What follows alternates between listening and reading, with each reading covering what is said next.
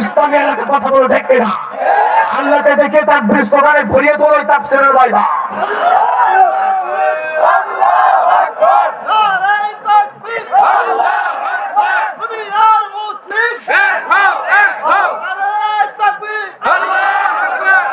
আবার চট্টগ্রামের এক কুলাঙ্গা চট্টগ্রাম ক্লাবের সভাপতি তার বাড়ির পাশে একটা মসজিদে ফজরের আজান শীতের সময় তার কানে নাকি কষ্ট হয়। নাউজুবিল্লাহ পড়লো না? তার স্ত্রী বলেছে আমার সকালবেলায় আজানের ধ্বনি আমার কষ্ট হয়, আল্লাহু আকবার ধ্বনির এত জোরে চিৎকার আমার আর সহ্য হয় না। অথচ তিনি কিন্তু মুসলমানের সন্তান। তিনি এই কথাও বলেছে যে আল্লাহু আকবার ধ্বনির শব্দটা যদি কম না করা হয় আমি এই মসজিদ কমিটির মেম্বার হিসাবে মসজিদের টাকা বন্ধ করে দেব। নাউজুবিল্লাহ পড়লেন না? আজকে বেলকুচির এই মুসলিম তৌহিদি জনতার পক্ষ থেকে বলতে চাই, তুমি চিটাগাং ক্লাবের সভাপতি হওয়ার শত হাজার কোটি টাকার মালিক হওয়া আমাদের কিচ্ছু যায় আসে না। বাংলাদেশে যদি থাকতে হয় তাহলে আল্লাহু আকবার ধ্বনির সাথে সাথে তোমাকে থাকতে হবে, কথা বলো ঠিক না? আর যদি বাংলাদেশে তোমার থাকতে কষ্ট হয় আল্লাহু আকবার ধ্বনিতে তোমার কানে যদি ধরে জানা, আমরা বেলকুচির এই তৌহিদি জনতার পক্ষ থেকে বলতে চাই তুই দেশ ছেড়ে পালা, তুই বাংলাদেশ ছেড়ে পালা, তুই বাংলাদেশ ছেড়ে পালা, কথা বলো ঠিক না?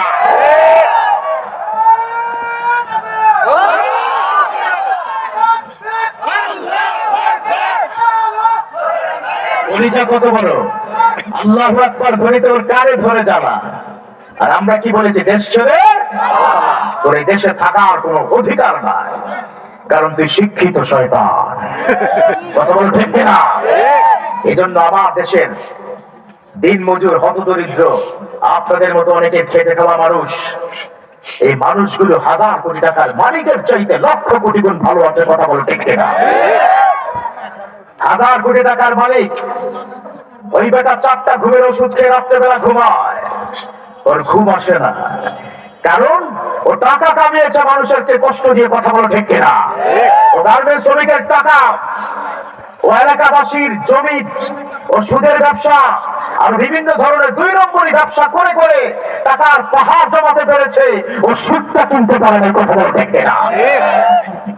টাকা দিয়ে সম্পদের পাহাড় করা যায়, বিল্ডিং করা যায়, ফেরারি, ল্যাম্বরগিনি, পাজেরো থেকে শুরু করে হাজার হাজার কোটি টাকার মালিক হওয়া যায়।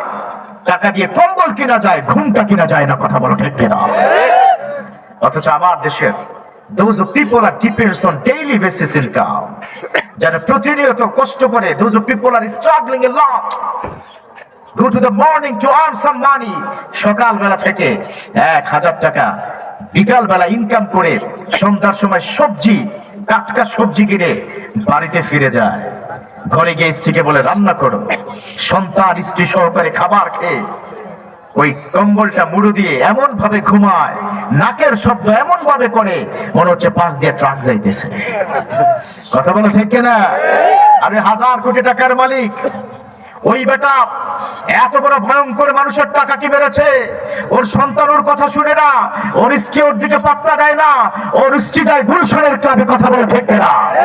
ওর সন্তান টাকায় গাঁজা, বাবা দাদা নানা 14 গোষ্ঠী, যার কারণে ওর ঘরে টাকা আছে, ওর ঘরে সুখটাই। কথা বলে ঠিক না? তাহলে আমরা ভালো আছি, চিৎকার করে বলি আলহামদুলিল্লাহ। আমরা কেমন আছি? ভালো আছি।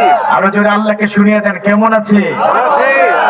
ও আল্লাহ তুমি শোনো, আমরা অনেক ভালো আছি, তুমি যেমন রেখেছো। আমরা টাকা চাই না, চাই তোমার মহাব্বত। বলুন সুবহানাল্লাহ। আজকে শব্দ শেষ পর্যন্ত থাকবে তো ইনশাআল্লাহ?